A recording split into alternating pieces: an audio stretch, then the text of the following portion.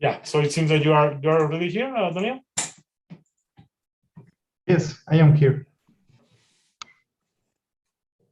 So yeah, so we are streaming now, so we can start at any moment. Victor.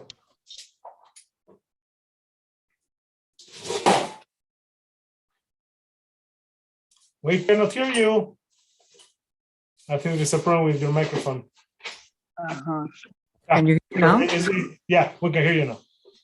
Yeah. Is there any echo? No. No. Perfect. So thanks everybody for joining to the last keynote, but I mean, not less important of the day. It's a really honor to introduce René Vidal. René, like, I mean, for those who have grown searching like over Google Scholar, the important people in Latin America who do computer vision, René doesn't need an introduction. So René has been working in our field since very long time. He's from Chile, but he did his PhD in Berkeley, if I'm not wrong. He has collected so many awards. His work is really interesting. He works at Johns Hopkins Universities, and recently he holds a position with Amazon as an Amazon scholar. He's an associated chief editor and in chief of PAMI, which is an important journal in the AI community.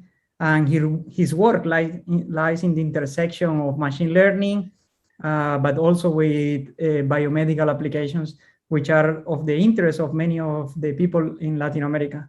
So it's really my pleasure, and I really want to say thank you to René, because right now he's on holiday. So thank you for giving us like this hour to share with us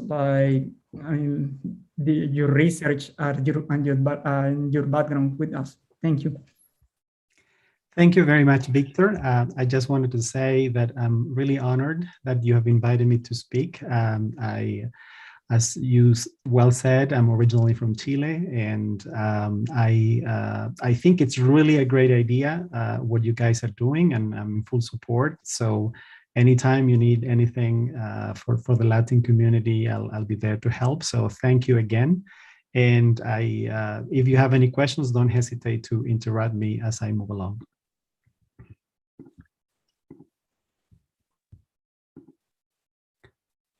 So, as Victor said, I am in various places at the moment. And so I chose to speak about two of my different works. Much of this talk will be about the work that I do at Johns Hopkins University, in particular, this topic of semantic information that I've been working for the last 5 years.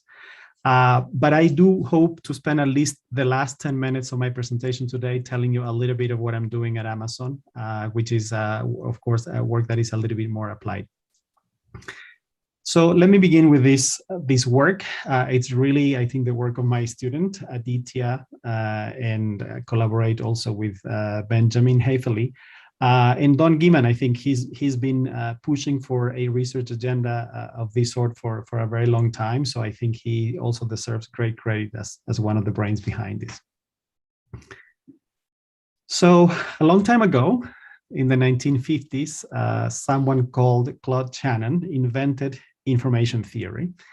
And the way by which he did it was by postulating that we could take signals, we could transform them into bits, send them through a channel, and then we could take those bits and reconstruct the original signal.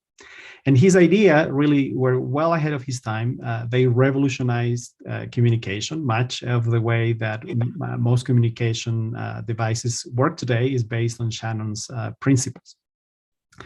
But if you think about it, the way in which Shannon envisioned the compression of data, it was independent of the content of the signal. There was no semantics built into it, right? An image will be compressed more or less to the same number of bits, regardless of whether I'm trying to do recognition or object detection. So his work was really independent on the semantic content and independent on the task. And this aspect, which I just mentioned, is not something that people didn't know at the time. In fact, Weaver had already mentioned that much of Shannon's theory was really the technical aspects of communication, but everything about semantics, what is the meaning that the symbols being encoded convey, was not part of the original theory. Some scholars, like Bar Hillel and Carnap, proposed already in the 1950s a way of developing a theory of semantic information that would capture this semantic content. But at the time, much of the work was done based on logic rules, as most of AI at that time. And as opposed to what we would do today, that would be primarily based on signal processing, machine learning, statistics.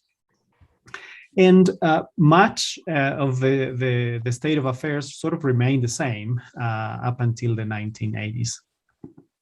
So why would we care about coming up with a theory of, making all of these semantic?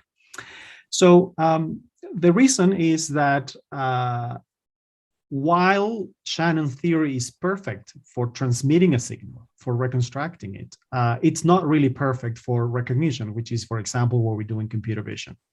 In particular, think about how would you compress an image when the goal is to do, say, 3D reconstruction versus when the goal is to, say, detect an object. If the goal is 3D reconstruction, then you might care about the viewpoint, but you might not care about, say, lighting conditions. But if the goal is recognition, then you don't care about the viewpoint or lighting. So the idea of compression or the idea of extracting semantic information would care or would change depending on what you want to do with the data. So and these are a few examples that I've already given, right? The same is true for speech. Different people might say the same words in different ways, and the meaning might be the same, but the way in which we say it is different.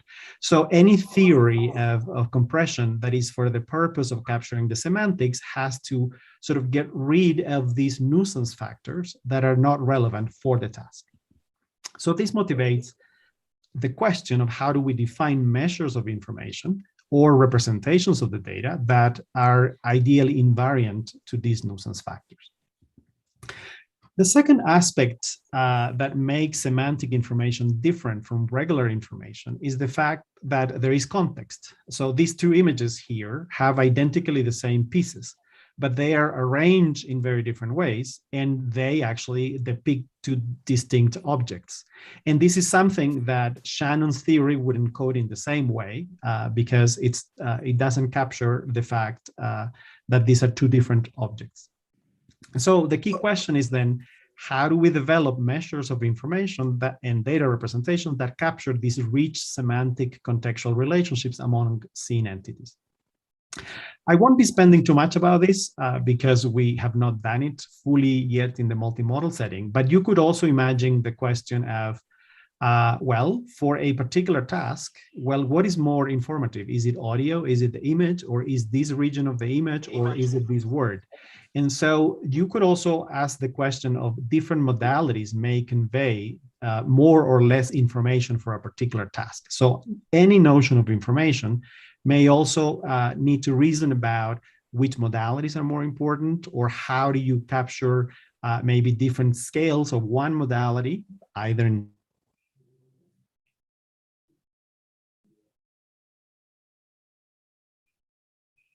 We're having some audio issues, or is it just me?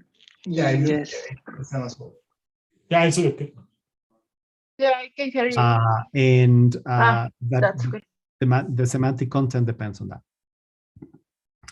So with that introduction, I think I would like to state the goal of our work, which is primarily the idea of developing a information theoretic framework that is able to quantify semantic information in complex data.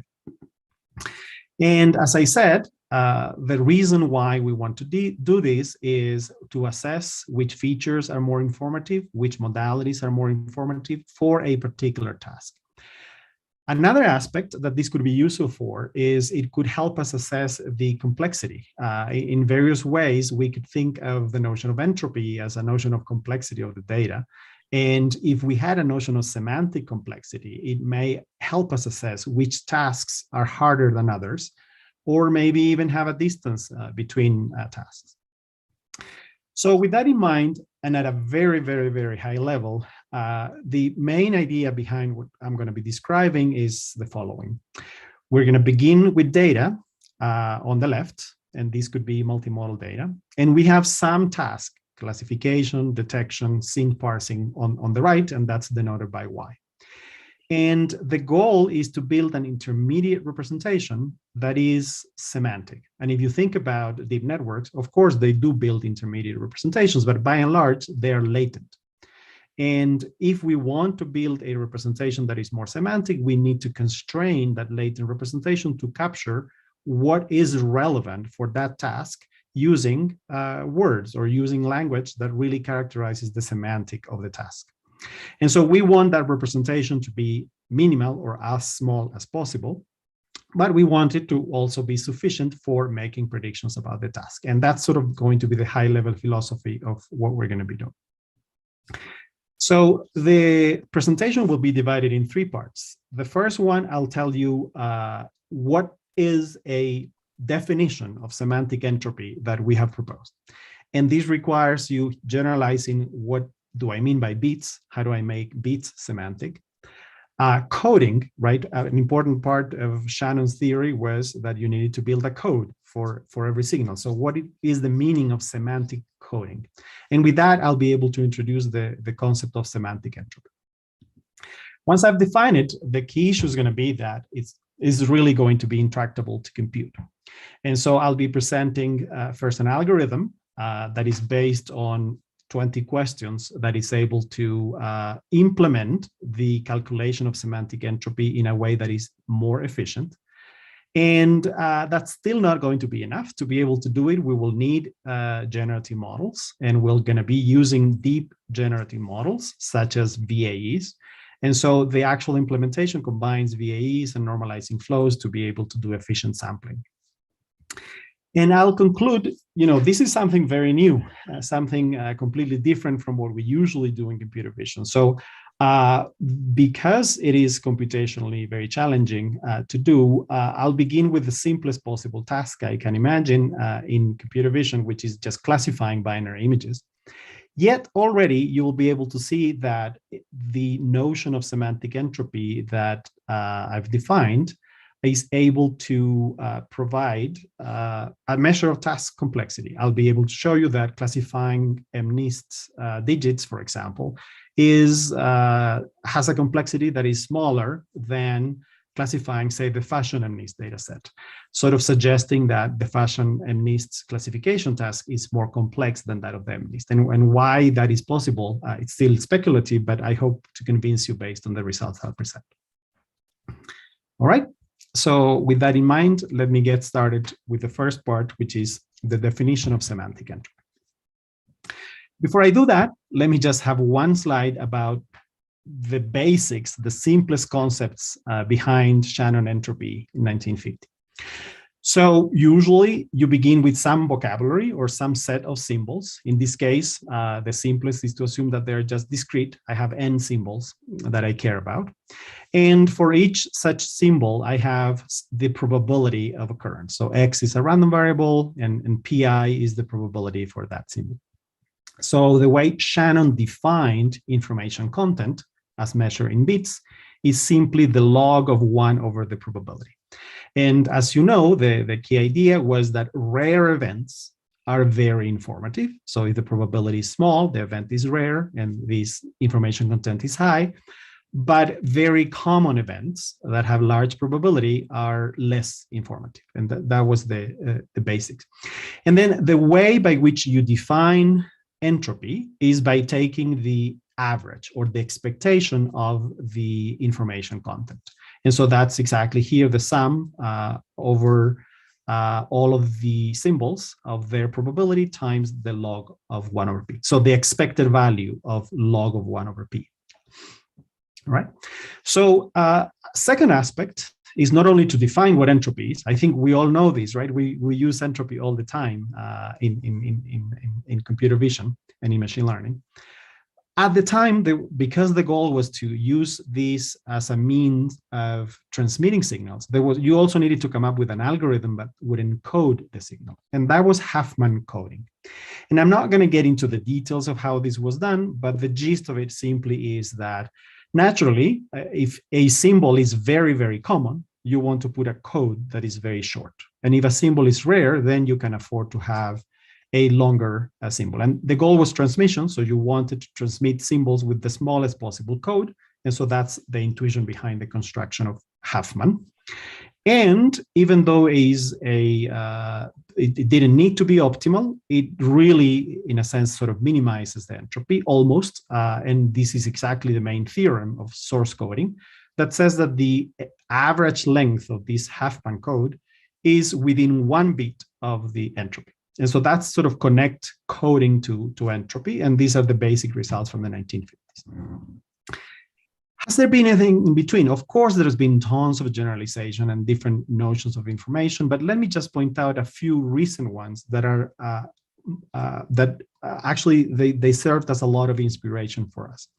So one was the work of Stefano Soatto, who introduced the question of building representations of data and building them in a way that they're sufficient, by which he meant as informative as the data, invariant, so that they begin to discount these nuisance factors that I mentioned before, and minimal in the sense that are simpler than the data. So there is compression, but they need to be sufficient for the task. And so I think we are going to draw a lot of inspiration from his ideas.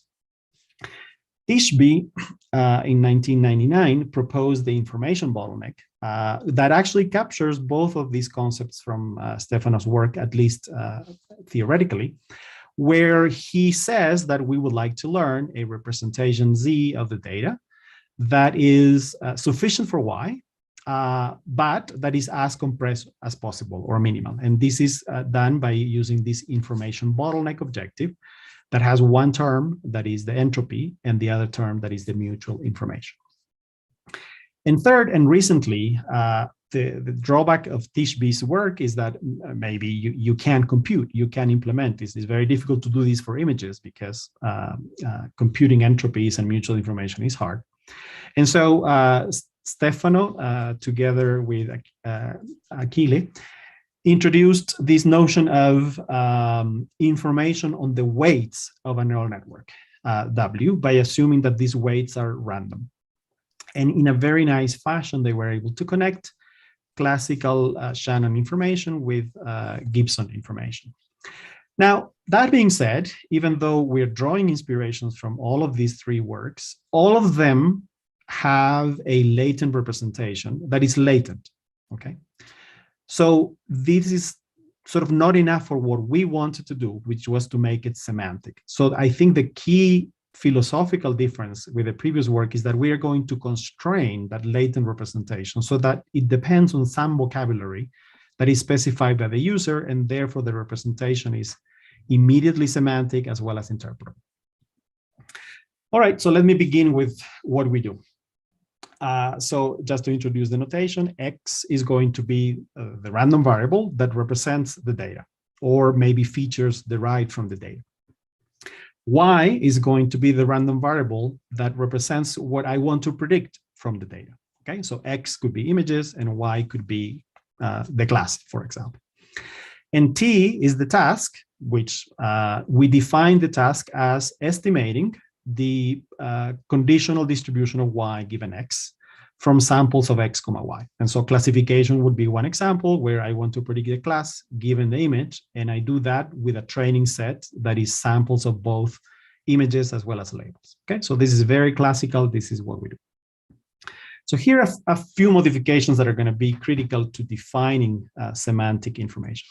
The first one is that for a semantic task, there will be a large number of variables that define the semantics. So in computer vision, that's fairly clear. So you could have all of the semantics associated with the scene that could include the objects, relationships, lighting, whatnot. And they're defined via some vocabulary that the user specifies what is relevant for that task.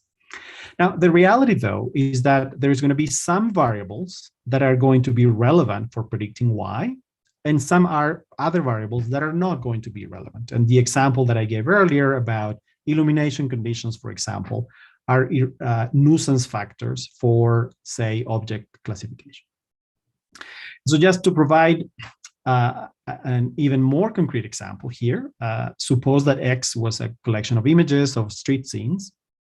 And the task, suppose here, that is describe all of the objects and relationships among objects that are present in the scene. And I'm putting here the task and the why and the vocabulary sort of together because they're naturally interrelated. So here is exactly what I mean by a semantic representation. A semantic representation here, denoted by Q, is a set of queries, such as the one that are illustrated here. And so in this example, the queries are binary. Is there a person in the blue region? Is there a unique person in the blue region? Is there a person that is carrying something?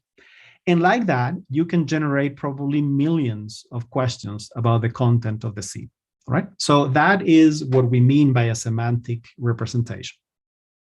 And as I said, nuisance factors here could be the viewpoint or illumination, whatnot. Okay. So I will distinguish then on questions and answers, or queries and answers. So queries is the set of questions that I was just talking about. Is there an object in this region of the image? And Q of X is going to mean the answer to that query. So yes or no. Or if it is object detection, right, the set of queries could be the set of all bounding boxes. And then the answer to the query might be the features extracted from that box, okay? Just to distinguish between what the question is and what the answer to the question is. We are going to connect or sort of embed the sufficiency, right? I was always talking about build a representation that is sufficient for the task. So what do we mean by that concretely?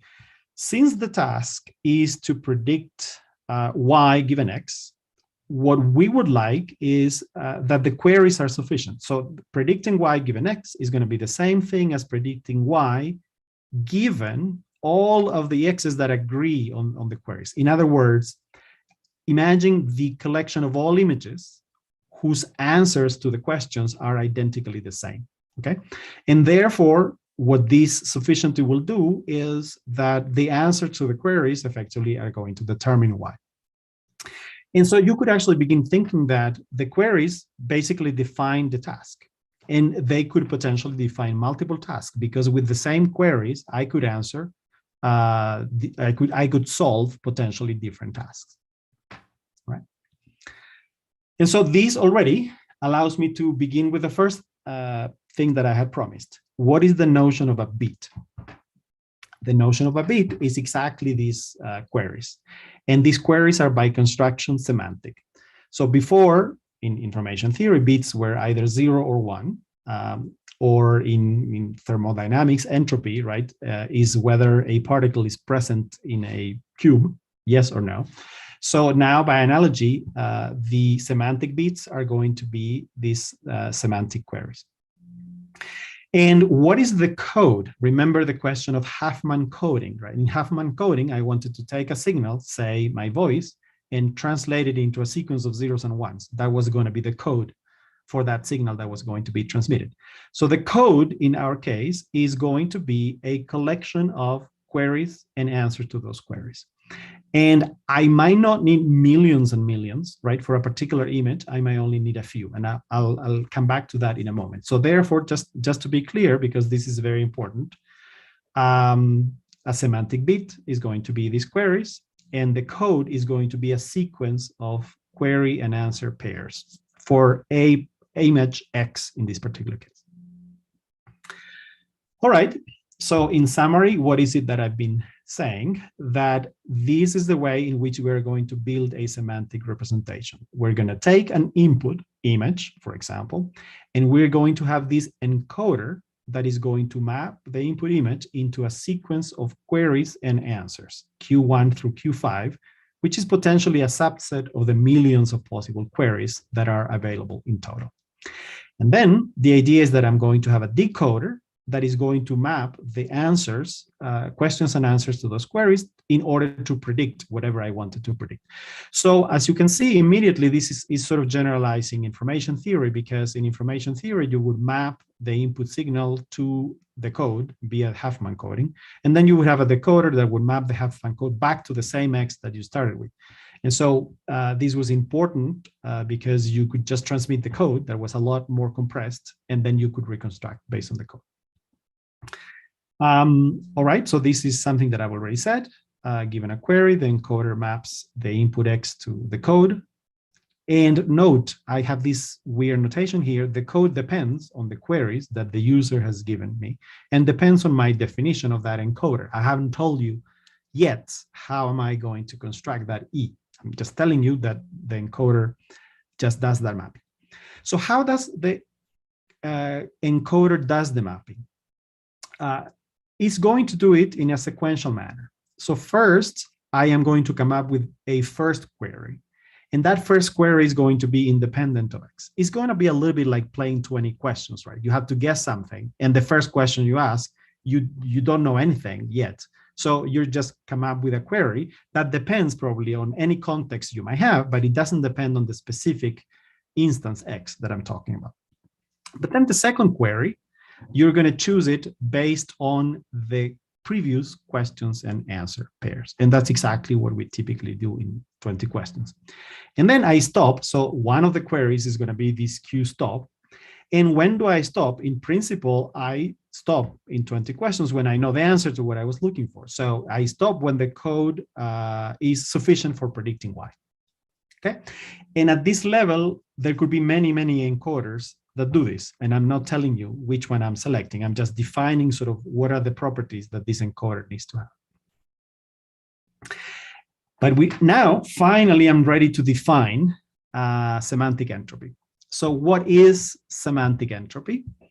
I hope it's very clear at this moment what a code is, and that the code is constructed based on this encoder. So this absolute value is not an absolute value. That's the length of the code. So you just compute the length, the number of questions and answers, and you take the expected value of that code length across all examples of your data set.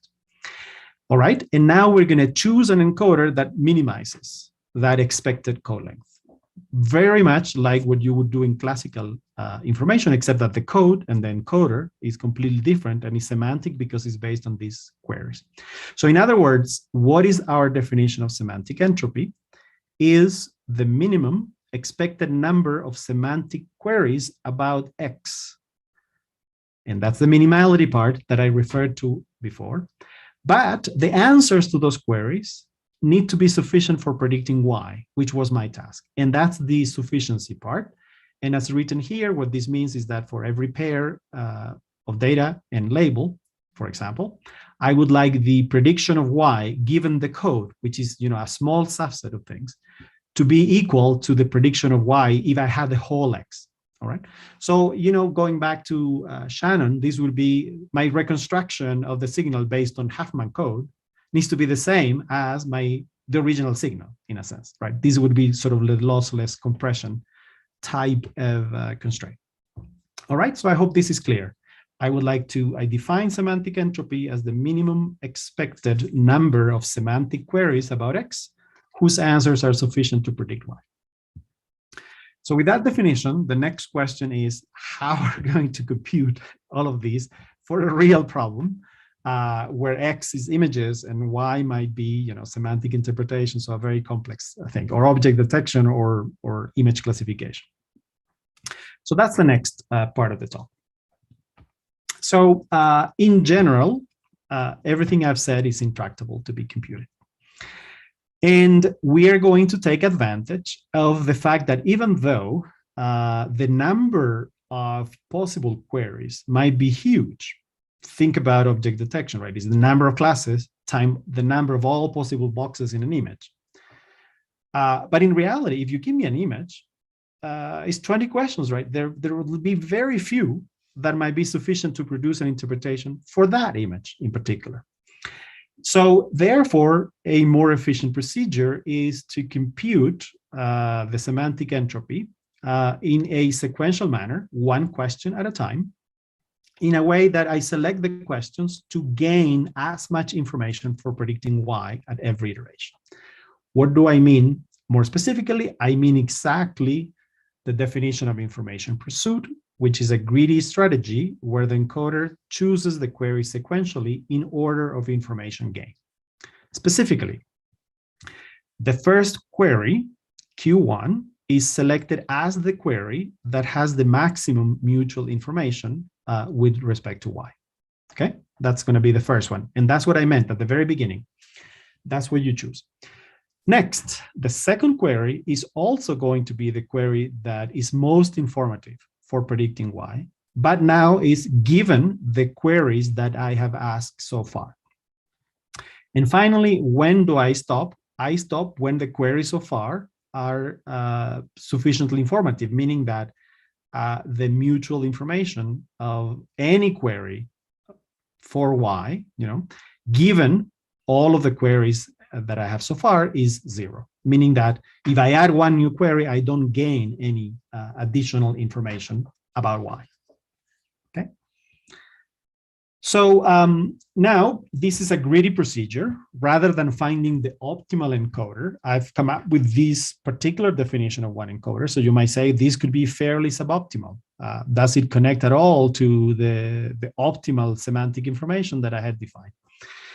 So this is hard to prove in general, but we were able to have this first theorem that says that if Y is discrete valued function of X, and the set of queries is the set of all binary queries on X, then the semantic entropy that information pursuit is going to compute, remember, the semantic entropy is just the expected number of queries. So you stop after L queries for every image, and then you compute the average, say, over the training set. So that semantic information computed by information pursuit is within 1 bit of the true semantic information that we defined. Okay, so good. Information pursuit makes our life easier and computationally more tractable, but still not enough. And still not enough because still information pursuit is based on mutual information, and computing mutual information in very high dimensional spaces with images is also generally intractable. And not only we need to compute mutual information between queries and Y, we also need to compute this conditional mutual information given the history so far. And that raises also a bunch of sampling challenges, right? Because if you're doing training, eventually you will need to sample and generate your training example. And so this mutual information would be, give me images that, given the history so far, so given that it already has an say a person in this bounding box, and it has a car in this other bounding box. So as the history gets longer and longer, finding images that satisfy all of the queries that far becomes, you run out of samples very quickly. So the key question here is, what do we do? What assumptions do we make of the relationship between queries and the output that make these calculations more tractable? And so this is what we do. We exploit what I said earlier, that there are nuisance factors. And so the idea is to postulate the existence of some latent nuisance factors that render the queries conditionally independent. So we're going to assume that queries are conditionally independent given those nuisance factors. This is reasonable, at least unless the queries are causally related, but it's reasonable in the examples that I gave earlier about nuisance factors being the pose or lighting conditions are good examples as to why this might be a reasonable assumption. So with that in mind, our goal is to learn a joint generative model for the queries and the task. And we do that by exploiting what I just said, the existence of a latent variable z that makes the queries independent. And then what we're going to do is to train a variational autoencoder to learn this joint probability distribution of queries and Y. Shortly, these VAEs have a probabilistic encoder that in this case maps the queries and y to a latent space that is typically assumed to be Gaussian with some mean and some covariance. And then there is a probabilistic decoder that maps that latent vector and the y variable back to the set of queries. Okay, and that's exactly what we do to train these models. And once we have them, we can compute mutual information via sampling. So to summarize, I've defined some notion of semantic entropy that generalizes Shannon entropy. The computation is generally intractable. We can make the computation easier by using 20 questions. Few questions will be needed for every instance. But then we need to make a calculation a lot more efficient, and we do that by combining latent variable models, VAEs, and I skip many of the technical details. We really do normalizing flows to improve the sampling, combined with classical MCMC. Okay, let me now move to giving you some examples. So we've implemented this for the simplest possible task, and the task is binary image classification.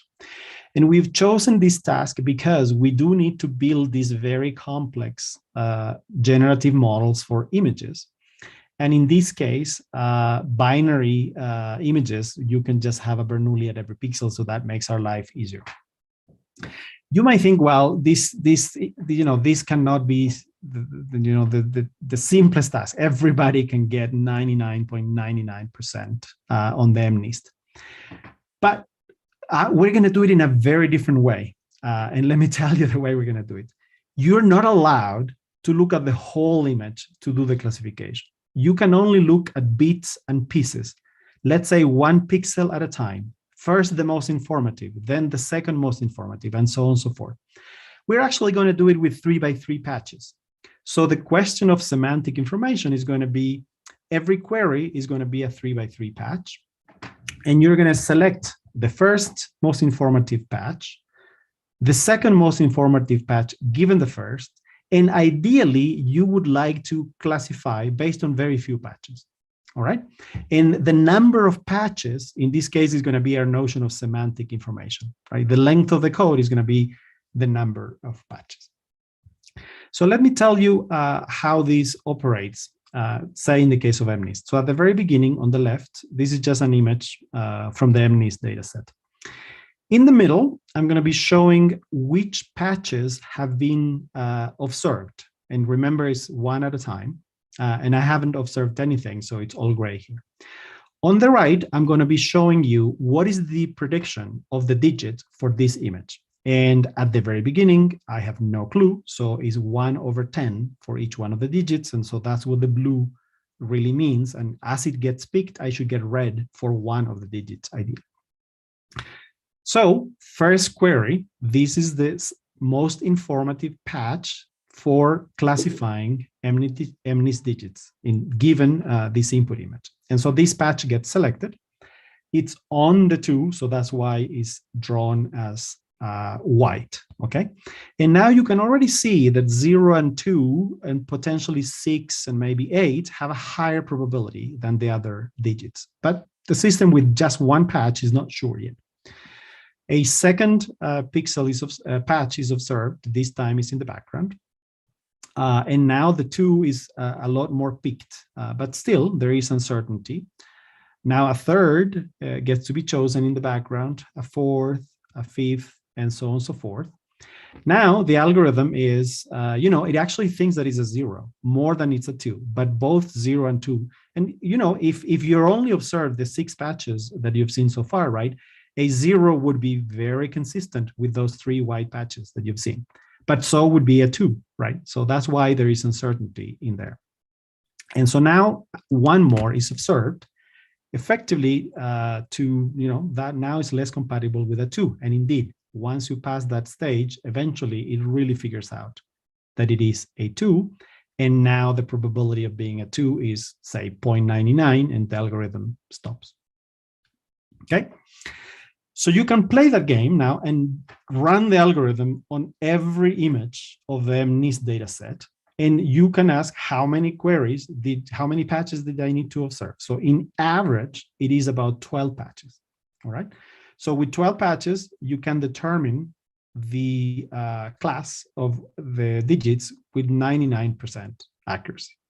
But now you can play the same game with other data sets. So the KM-NISTs, and now you need 27 patches in order to get 95% accuracy.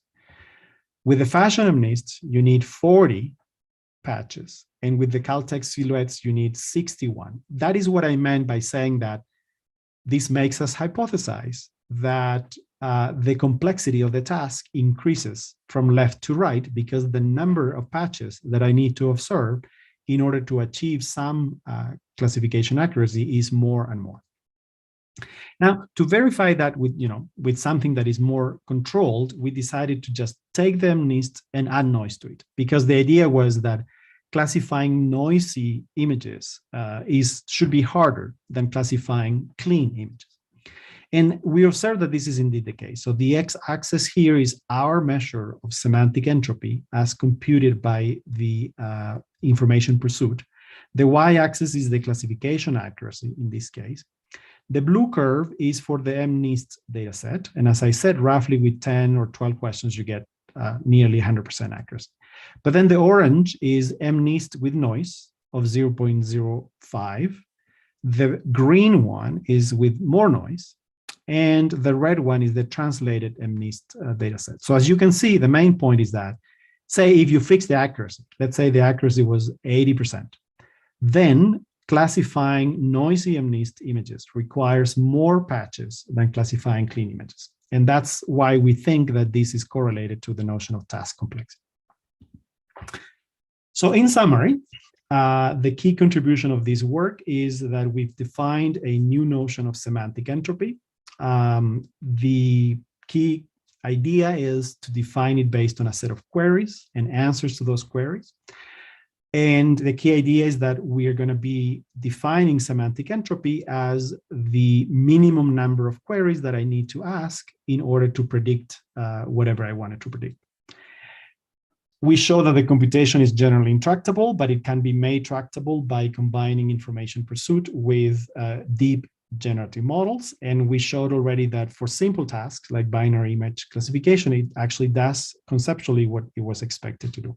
Of course, there is a lot more work to be done, extending the framework to more complex tasks. How do we handle RGB data? Building deep generative models for that is a little bit the challenge.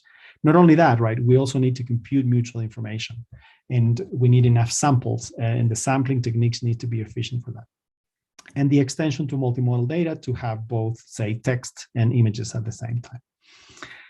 All right, I think let me stop there to see if there are any questions. I don't know if I have time to do the 3 or 4 or 5 minutes about Amazon, but I'll entertain questions while I switch from one talk to the other.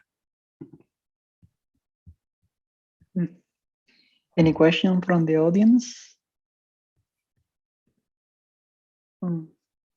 Yeah, if not, like Rene, I was wondering, like when you were mentioning like connecting multimodal data, what is it exactly what you have in mind? Like, for example, is it to, I mean, you mentioned text and images. Is it like, for example, to attain, I mean, try to bring to the codes some test, or Yes. is it like?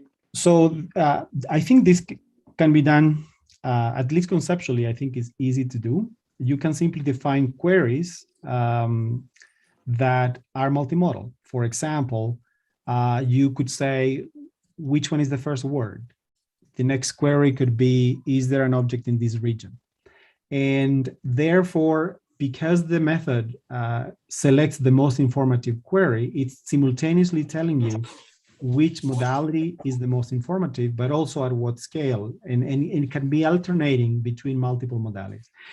If you were to choose all of the questions from text first, it will probably tell you that text is the most informative modality, or vice versa. So I think that's the way in which we can extend it to multimodal data. So it's all in the definition of the queries.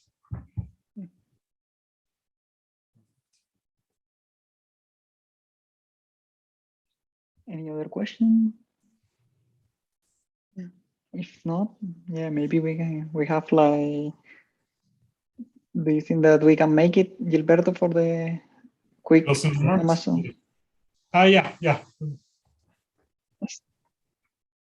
please go ahead, Rene. Give me 1 second. Sure.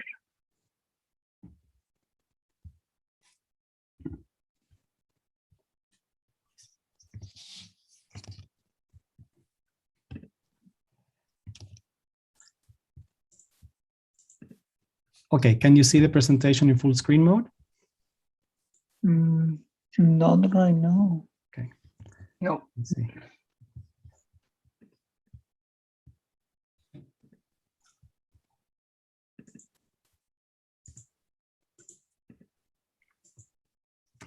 All right, so as I said, I'm also working as an Amazon scholar, and in particular, I'm working in the visual search and augmented reality group.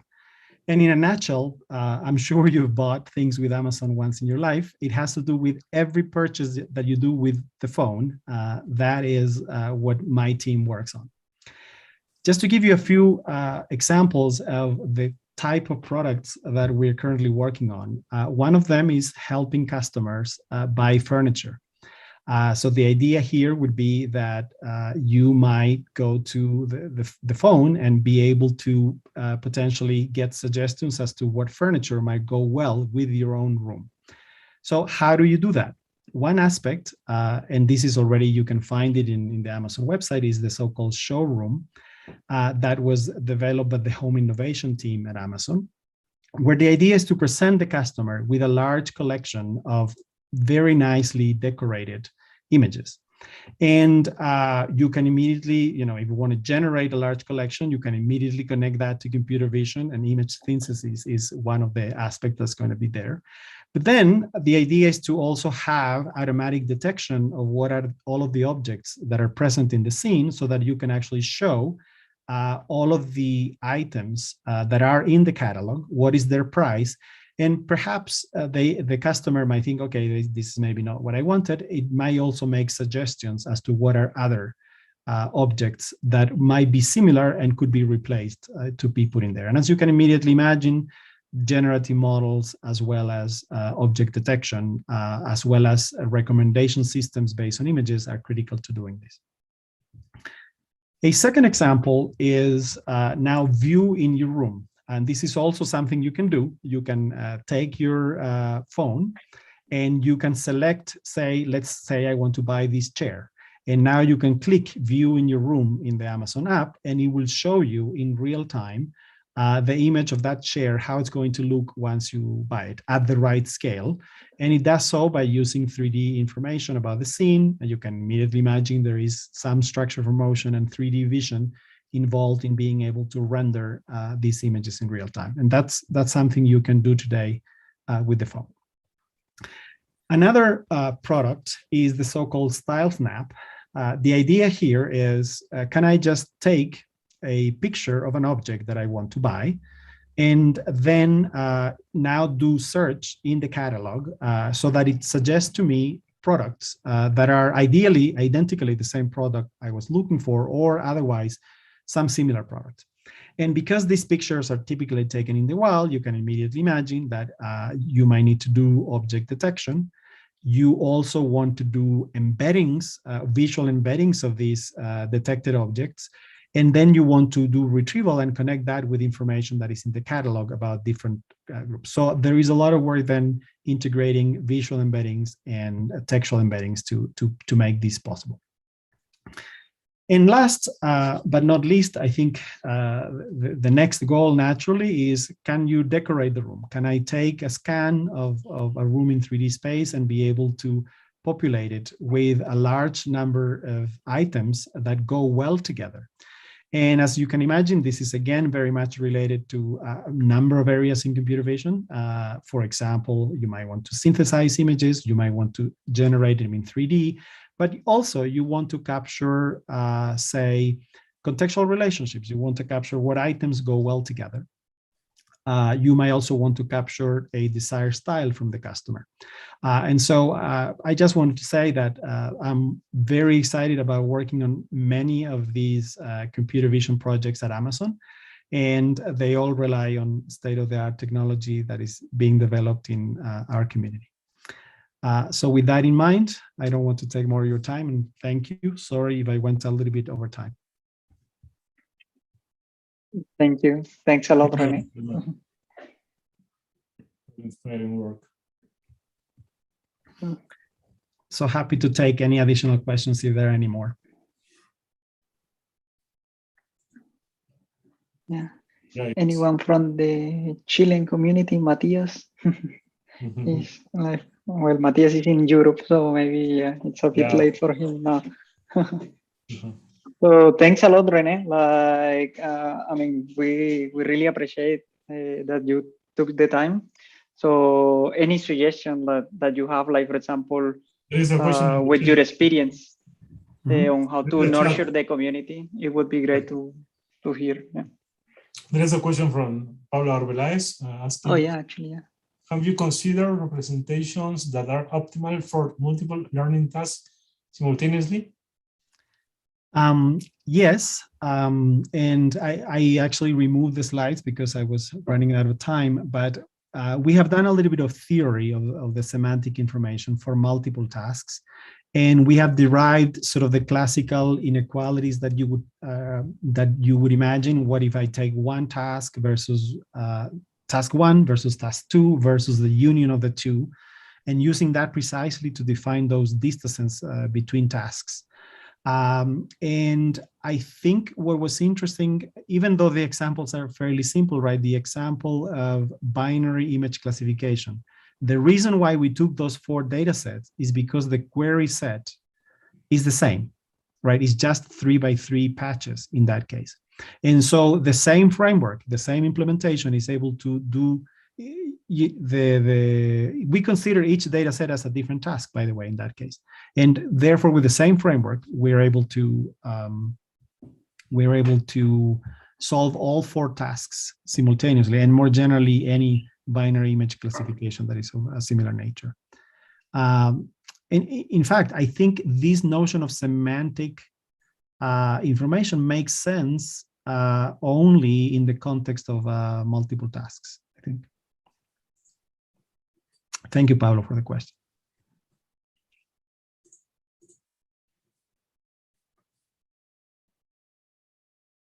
Thank you. Perfect. Thank you, Rene, for your presentation. It was really nice. Thank you. Great. Thank you very much for inviting me. It was a really great pleasure, and best of luck with the rest of the conference. There is a raised hand. Yeah.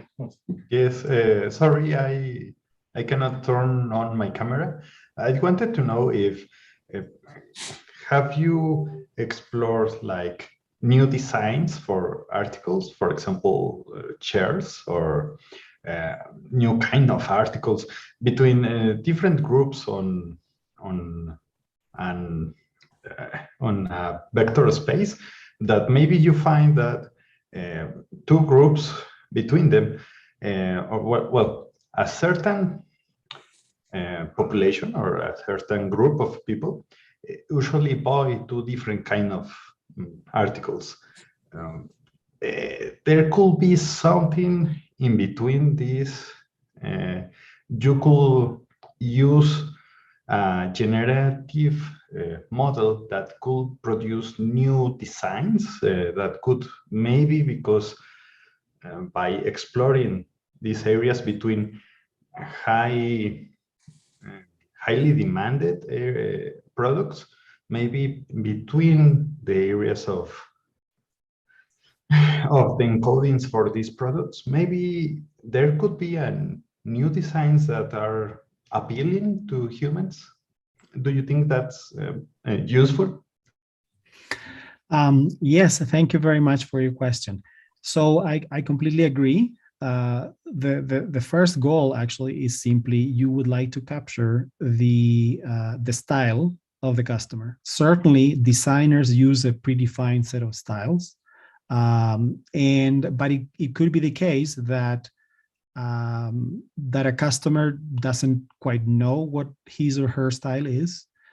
And therefore, I think part of the process and the type of generative models that we're building indeed, they depend upon they're expected to depend upon the style of the customer. For example, myself, I was trying to, let's say, I was trying to decorate my own home in the last few months, and we did have a designer. And then she said, well, tell me what you like. And then, I'm just an engineer. I have no clue what I like. But once I see a picture, it's like, okay, I like that one. And so there has to be, I think, a fair aspect, which is to have an interactive process where the customer discovers what he or she likes. And then conditioned on that, you can do the generation of scenes. So that's one aspect. Thank you very much. Christian, go ahead. Thank you. I would like to take the opportunity to ask something. Well, before you were saying this, I was imagining your system like something like the beginning of dialogue systems, right? In the way that we have a query, and then we start to develop like the retrieval process. I have the feeling that if we go for this, this is more like a general question in the retrieval aspect of dialogues. Like, I have the feeling that when we look at the language modality and the vision modality, the networks tends to overfit to one of the modalities without taking the knowledge from the fusion of these two modalities. Probably because the lack of information in the data set, or because of the model of itself is biased to one of them to answer the question. So have you seen the same, or do you think that is something that we can solve in a way? So we have not done the multimodal case yet. So everything I'm going to say is speculative based on what I think is going to be, without experiments to back it up yet. But I conjecture that, for example, in the idea of using small patches, or the idea of having very fine-grained queries that only ask for bits and pieces, as opposed to giving the whole information all at once. I think that forces the network to really focus on what small bit is the most relevant and the most informative, the one that is going to help me the most. And so when you think about 20 questions, right, when you ask something, what would be the first thing you would ask? You would never ask, are there 3 people out of which 2 of them are holding hands and the third one is, right? A very sophisticated, right? You would begin with very simple questions that ideally partition the space in 2, right? And those are the ones that are the most informative. So therefore, I conjecture that if we could do everything I've suggested for very rich and complex and multimodal data sets, by designing the queries to be sufficiently fine-grained, we would force the system to really learn what bits and pieces are the most informative. Again, we need to do the work to demonstrate it, but that's my intuition of what's going to happen. Thank you. Thank you. Carlos, you have a question as well?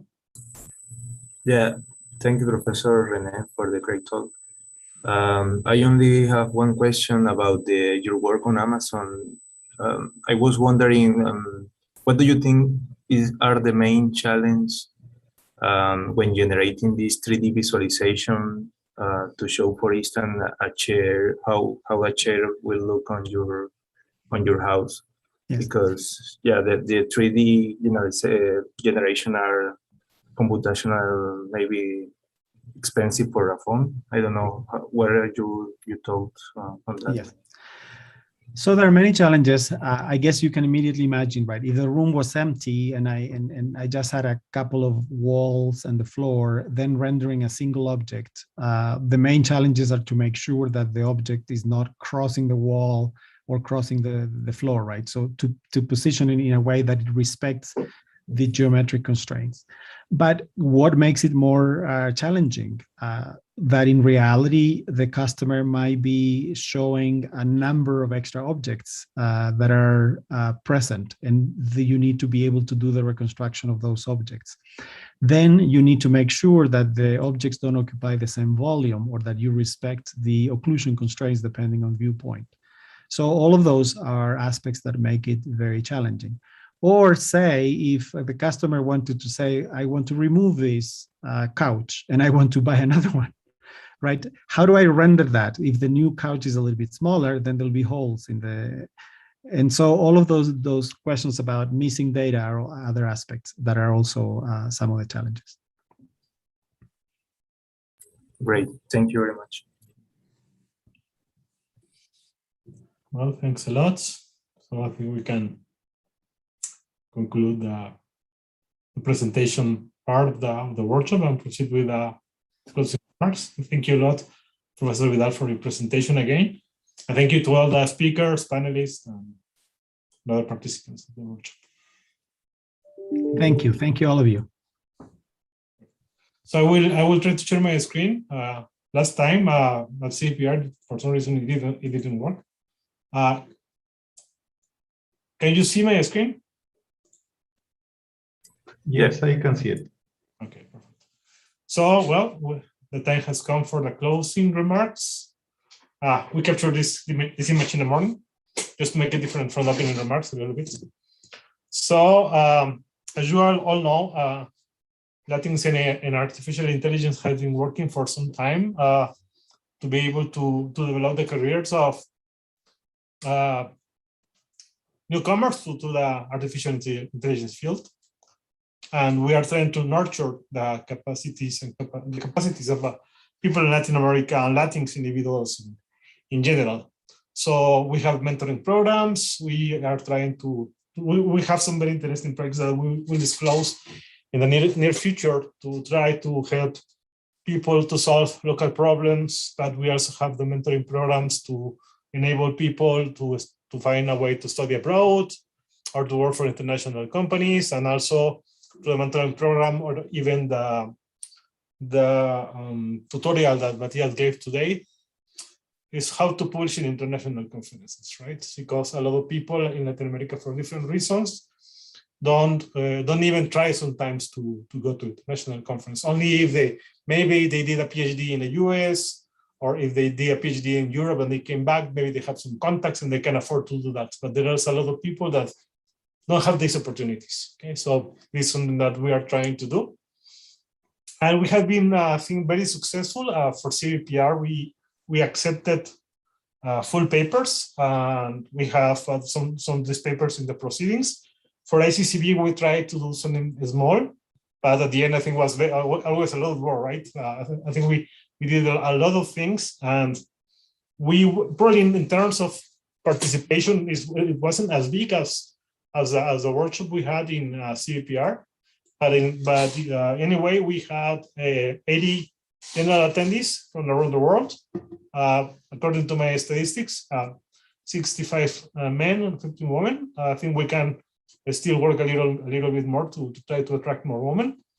In terms of country of origin, we always have a lot of people from Mexico, like 20 from Mexico, but also a lot from Brazil, like 15 in this case. We have people from Peru, Chile, Ecuador, Colombia, Argentina, Panama. This time we have 5 attendees and 5 people from the US. In terms of level of studies, we have approximately 10 bachelor students, 40 people that either have a master's degree or are pursuing a master's degree. And we have 30 participants that identify either as PhD student or hold a PhD degree. This is only the people that was asking for grants, because obviously we also have the panelists and so on. They are not in these numbers, nor the program committee. It's only the attendees. What else? So then in terms of submissions, we have was a bit tough to get submissions this time because we didn't have proceedings, and also because I guess people is getting a bit tired of virtual events, but still I think was quite successful. We accepted 15 poster submissions, 2 by bachelor students, 5 by master students, 5 by PhD students. In the doctoral consortium, we had 3 participants, 2 from Mexico and 1 from Brazil. So I think we can repeat that this next year. And so from these presentations, from poster presentations, and from the doctoral consortium, we wanted to give some prizes, even if it wasn't that the selection process wasn't as thorough as with other workshops we have organized in the past. So first of all, I want to thank all the oral and poster presenters, and also the reviewers. This time was mostly done by the program committee, by the organization committee. We asked some external people, but it was mostly done by us. What we took into account for the selection was purpose, context, audience, speaking performance, and so on. We have from all submissions from all areas of computer vision, like learning techniques, clinical AI, medical, biological, and cell microscopy, visual language, and other modalities, visual applications, post-estimation and action recognition, and image classification. And so for the award ceremony, first we will recognize as honorable mention best poster. So then I want to say sometimes in the past we have given GPUs, for example. Sometimes we have given money. This time we decided to give we decided to give a book, a machine learning or deep learning book. We will contact the authors about their preferences. Okay. So for the best poster, I'm glad to announce the best poster goes to Nicolas Gaguillon for his work translating images into graphs, hybrid graph convolutional neural networks for landmark-based anatomical segmentation. Congratulations, Nico. A really good work, a really nice poster. Also well presented, I have to say. Thank you, Gilberto. Yeah. It's also nice to actually this time I didn't have time to put all the authors in the slide, but Nikos works with Enzo, who was part of our panelist in a panelist session. So congratulations, Nicolas. Then for best presentation of the doctoral consortium, we have Williams Lima Costa for his work multi-Q adaptive emotion recognition networks.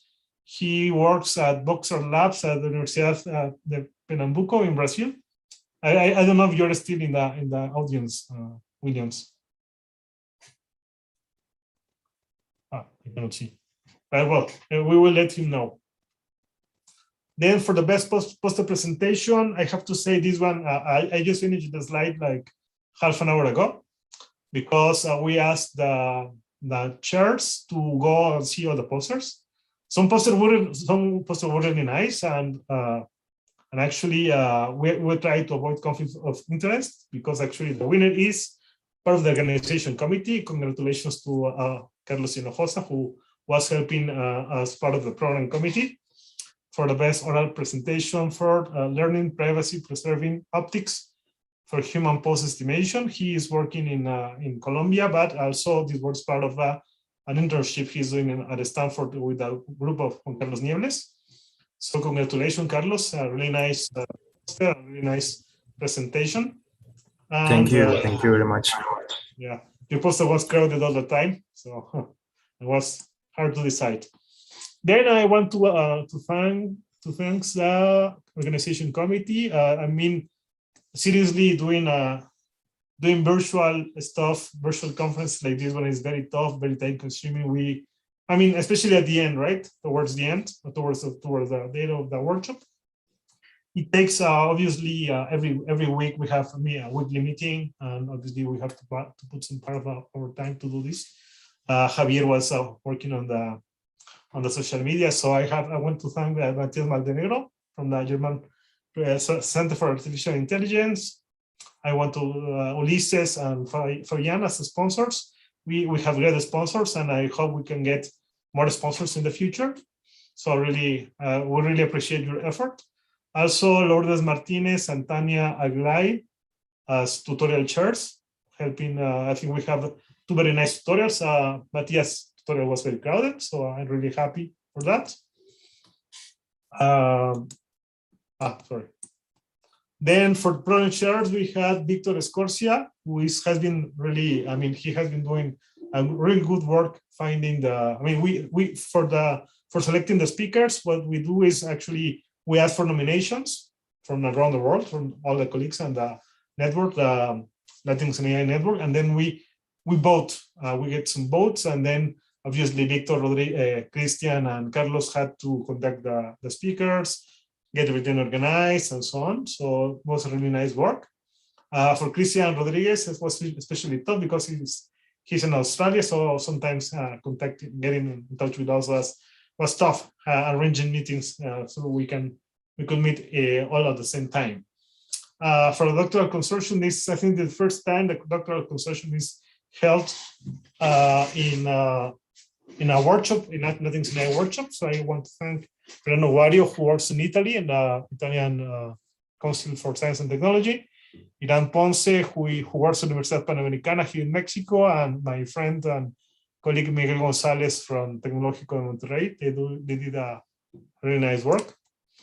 For the mentoring program, I think this is one of the flagship projects of our workshop, or all workshops, I should say. So I want to thank Paola Cascante and Lourdes Ramirez Serna from Peru, and Paola works at the University of Virginia. Really good work as well. I think that I really enjoyed it. I spent some time during the mentoring hour. It was really very nice, people talking, and a lot of questions was asked and so on. So this time was mostly this dynamic. We didn't have like a 2 or 3 month mentoring program because this workshop was smaller in scale than previous workshop, but still I think that the program was a success. Then for the public relations and website charts, we have my friend Christian Mata from Universidad Politécnica de Cataluña working on the website, Javier Sanchez Galan working a lot on Twitter, doing all that post that you see every day. Lois Santiago did an amazing job with the flyers and very detailed work. So really enjoy that. Josimar from Brazil was helping us with some outreach. And I also want to thank Rodolfo Valente and Eric Tokuda, that we didn't have volunteers this year, but they did all the work you see in Gathertown was done by Rodolfo and Eric, so it was really nice. We really appreciate that, and very short notice because the people from the ICCV organization were taking a lot of time to get their virtual spaces in time, so we decided to go for Gathertown, because normally they're doing that laterally. So congratulations for your work. Then we want to thank our sponsors. First, Google Research as a platinum sponsor. And as gold, we have Facebook AI, Microsoft, and Amazon Science. Thank you a lot to our sponsors for obviously the financial aid, but also for sending speakers, sending people for the mentoring program, and so on. We're really grateful for that. And as bronze speakers, we have Apple, Salesforce, and NVIDIA. Thank you a lot to all these companies. I also want to acknowledge the amazing things that our mentors have been doing through the time, and especially for this workshop. We have Jiavian Huang from Facebook Virtual Reality Labs, Cristina Armato from Google, Cristina Vasconcelos from Google Brain, Juan Carlos Niles from Salesforce and Stanford, Miguel Bautista from Apple, Dennis Villagomez from Amazon, and then Juan Carlos Guevara from IBM Research. Sorry, I forgot the names.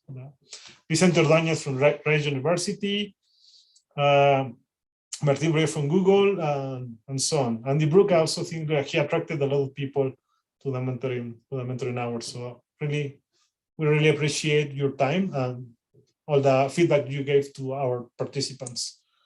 And then an announcement: we are about to submit the application for Latinx in Computer Vision at CVPR. There's a second edition at CVPR and the tier workshop, and so we are repeating as general chairs, Nils Murugarra and me. The thing is that we want to have a tiered junior let's say, general church, so we can keep with the efforts. We don't want to monopolize this organization all the time. So I hope we can see you in person. I hope in New Orleans next year. And if not, we'll do it virtually. But I'm really looking forward to meet you in person, because we have been working for 2 or 3 years already. So it will be great to meet you in person. Okay. Then we're about to start the social hour. We have in this area in the south 3 areas. And you want room 1, let's say, just for hanging out. If you met some people there and you want to discuss something, then you can go to that area. Then we have 2 thematic areas. One in room 2, in which we want to discuss any ideas you have for future iterations of our workshop, any recommendations you have, if you want to join as part of the program committee, you can discuss that. We can discuss that maybe. And also we want to learn more about the computer vision ecosystem in Latam, like the roundtable we did, but more with maybe with the students or young researchers, how we can enable you to do more interesting things. Okay, we created some guidelines because ICCB will continue the rest of the week, so we prepare some guidelines about how to network effectively, so you can use that information for that. And I think that's all from me. You can follow us on Twitter, LinkedIn, Facebook, or contact us via email. Thank you a lot for being here, and thank you to all the people that made this possible. Thank you a lot. And I will stop sharing. Thank you. So I will see you in a moment. I will grab, even if it's Monday, I will grab a beer and see you in the social hour. Congratulations to the winners. We will contact you soon. Thank you. Have a nice and see you in Gather Town. I think William de Lima was actually still there. You're still there, William. So congrats. Thanks, everyone. Thanks for the help. Thanks for the help during the registration. I appreciate this. Thank you. Perfect. Have a nice evening all, and see you in CVPR, or maybe some other. See you guys.